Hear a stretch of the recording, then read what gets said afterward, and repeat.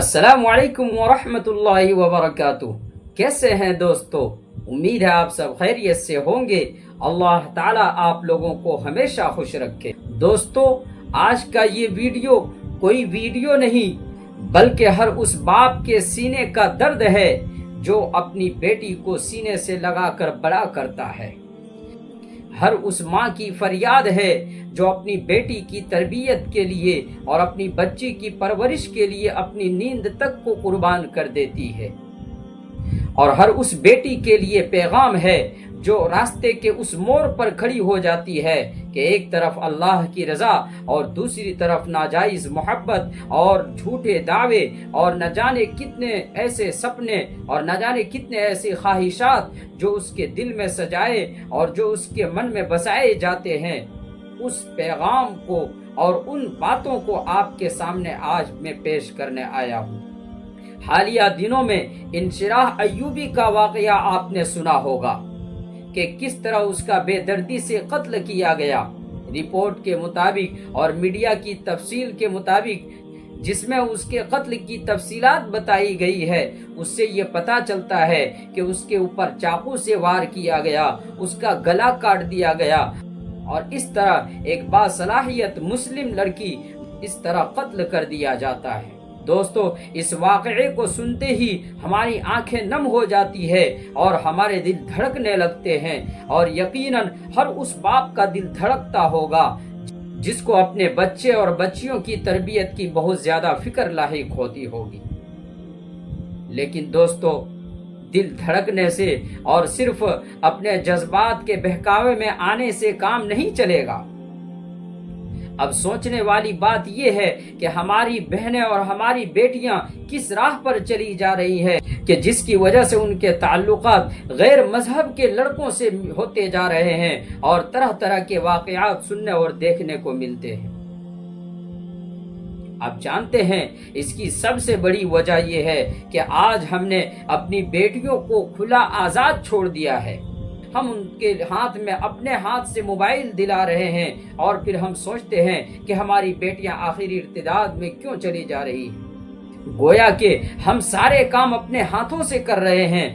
اور پھر ہم رونا روتے ہیں کہ ہماری بہن بیٹیاں کسی غیر مسلم لڑکے کے ساتھ ناجائز تعلقات میں ملوث ہیں۔ بھلا کیوں نہ ہو، ہم خود ان کے لیے وہ سارے انتظامات اپنے ہاتھوں سے کر رہے ہوتے ہیں، اور ہم خود ان کے لیے وہ ساری ان کی خواہشات پوری کر رہے ہوتے ہیں جن خواہشات کا اظہار وہ ہمارے سامنے کرتی ہیں۔ میں آپ کو اپنے بیٹیوں اور اپنے بہنوں کی جائز خواہشات کو پورا کرنے سے منع نہیں کر رہا ہوں، لیکن ہاں، ان ناجائز خواہشات سے بالکل منع کرتا ہوں، اور 100% کرنے کا مجھے حق ہے، کیونکہ میں بھی آپ کی قوم کا ایک نوجوان ہوں، میں بھی آپ ہی کے قوم کا ایک ادنا سا دین کا خادم ہوں۔ اس لحاظ سے مجھے بھی یہ کہنے کا حق ہے کہ ہم اپنی بیٹیوں کی صحیح تربیت کی طرف غور و فکر کریں۔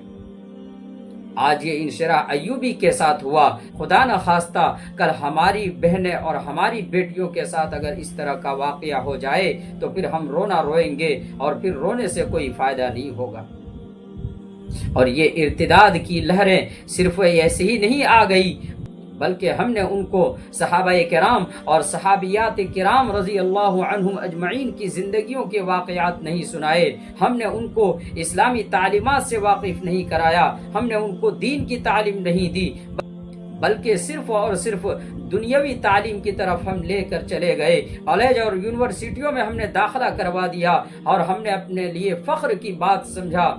کہ ہم نے اپنی بیٹیوں کو اعلیٰ تعلیم دلا دیا۔ بالکل، آپ دلائیے اعلیٰ تعلیم، لیکن پہلے ان کو دین کی تعلیم دلائیے، پہلے ان کو اسلام کی تعلیم دیجیے، پہلے ان کو قرآن و حدیث کے احکامات بتلائیے، ان کو بتلائیے کہ کسی غیر مسلم لڑکے کے ساتھ تعلقات تو دور کی بات، کسی غیر محرم سے بھی تعلق کی اجازت نہیں ہے مذہب اسلام میں۔ جب ہم اپنے بچیوں کو، اپنی بہنوں کو اور اپنی بیٹیوں کو یہ باتیں بتائیں گے تو یقیناً ان کے اندر وہ ایمانی غیرت اور ان کے اندر وہ ایمانی حرارت پیدا ہوگی جس کی وجہ سے وہ غلط راستے پر چلنے سے اور جس کی وجہ سے وہ غلط راستے پر جانے سے اپنے آپ کو بچا سکتی ہے۔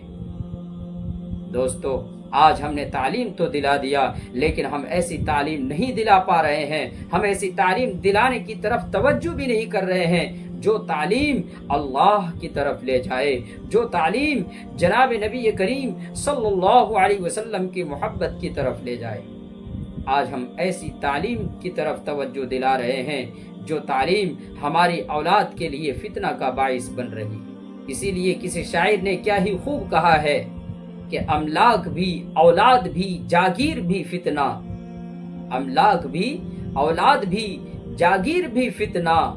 اللہ سے کرے دور تو تعلیم بھی فتنہ۔ ہاں،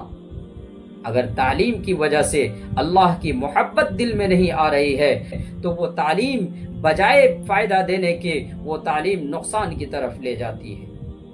اس لیے خدا را اللہ کے واسطے ہم اپنی بہنوں اور بیٹیوں کو ارتداد کے راستے سے روکنے کے لیے سب سے پہلے ہم قدم یہ اٹھائیں کہ ان کو اللہ اور اس کے رسول کی تعلیم سے جوڑنے کی کوشش کریں،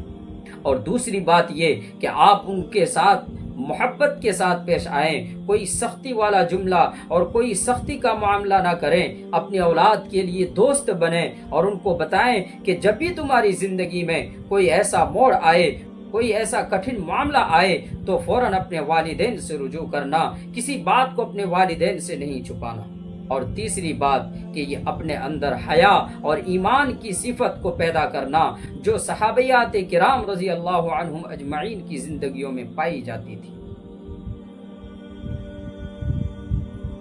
اس لیے دوستو، بہت زیادہ میں آپ کے سامنے بات نہ کرتے ہوئے صرف آپ سے گزارش کر کے اپنی بات کو ختم کرتا ہوں کہ اللہ کے واسطے ہم اپنی بہنوں اور بیٹیوں کی صحیح تربیت کریں، اپنے بہنوں اور بیٹیوں کو ارتداد کے راستے سے روکنے کے ہر وہ ممکن کوشش کریں جو کوشش کی جا سکتی ہے، اور ہر وہ تدبیر کریں جس تدبیر سے ہماری بہنوں اور بیٹیوں کو ارتداد کے راستے سے بچایا جا سکے۔ اگر آپ کو میری یہ باتیں اچھی لگتی ہے تو برائے مہربانی چینل کو سبسکرائب اور ویڈیو کو زیادہ سے زیادہ شیئر کریں۔ السلام علیکم ورحمۃ اللہ وبرکاتہ۔